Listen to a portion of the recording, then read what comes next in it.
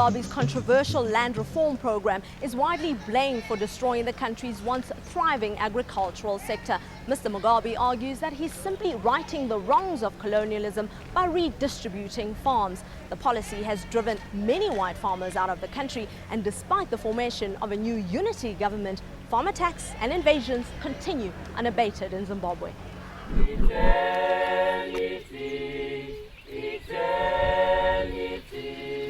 A community under siege bids farewell to yet another murdered Zimbabwean farmer. Sophie Hart was found dead in her home in August. Earth to earth, ashes to ashes, dust to dust. Her distraught husband is said to be the only remaining white farmer in the district of Kadoma, southwest of the capital Harare. The motive behind her killing is unknown, but farm invasions and attacks have once again escalated in Zimbabwe. This lawlessness has just carried on. Ben Freeth has been beaten, arrested and repeatedly harassed.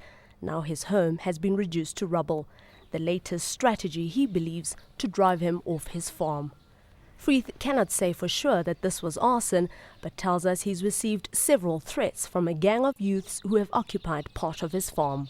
One time they came round with burning sacks at night, and they started making a huge noise with plough discs and ringing a great big bell and shouting and screaming, and with the sacks they were going underneath the thatch and saying, "We are going to burn your house down if you don't get out."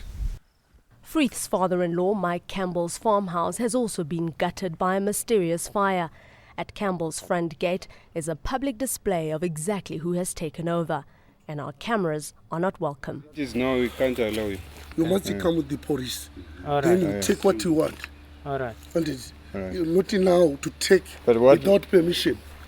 We were swiftly escorted off the premises. A tribunal that rules on human rights issues in Southern Africa found that Freeth, Campbell and some 70 others have the legal right to remain on their farms. But President Robert Mugabe declared the ruling null and void and pulled out of the tribunal. On the other side of the country, another farmer is also fighting to hold on to his land.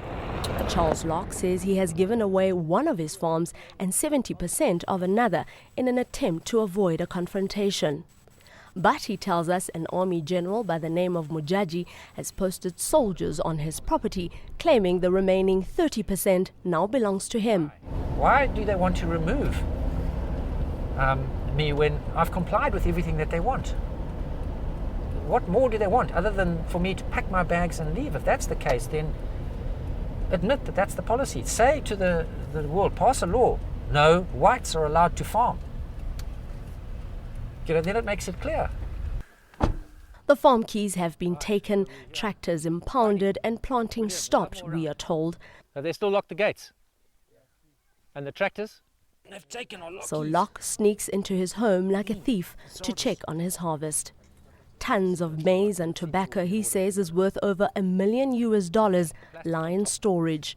Trade has been halted at gunpoint, we are told. This in a country whose economy depends so much on agriculture. Desperate to resume work on the farm, Locke pleads with the occupiers, but they say he should speak to Mujaji. Here too, our camera is a problem. Don't have the right to use your cameras here. You want to fight with us here? You want to... Guys, I want to take my tractors. Can I take my tractors? Why? They threaten to damage our equipment, and for our own safety, we back off. Hey, stop whatever you're doing with camera here.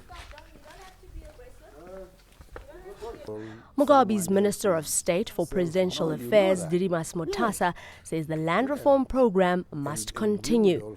And when it comes to the violation of human rights on the farms, human rights are beginning to be seen now because they benefit the whites.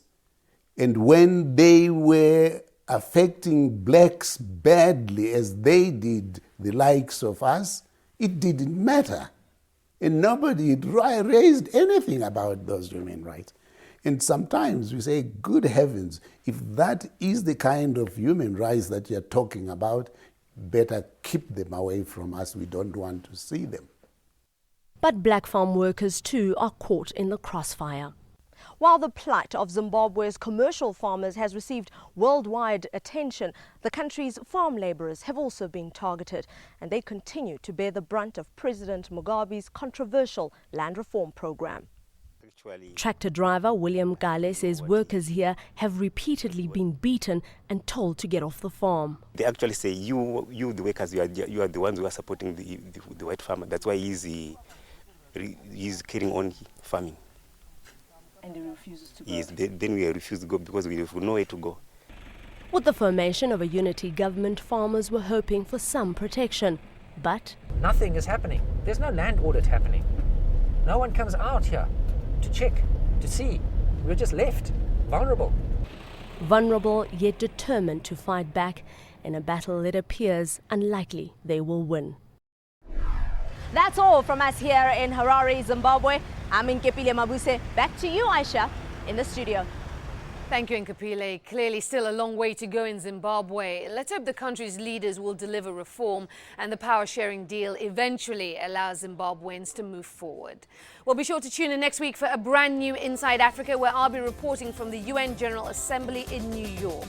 And there we must leave it. You can also follow us on Twitter at twitter.com/CNN Inside Africa. I'm Aisha Sase. Thank you for watching.